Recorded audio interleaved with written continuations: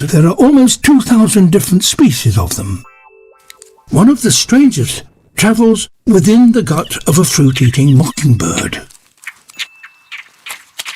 These are the seeds of Tristorix, a kind of mistletoe. Their goal is the water inside this hedgehog cactus. Using the spines as anchors, the seeds start to germinate. Each produces a long probe with which to try and locate the cactus's skin. For most, that's a stretch too far, and they perish. But for this one, the cactus's surface is within reach.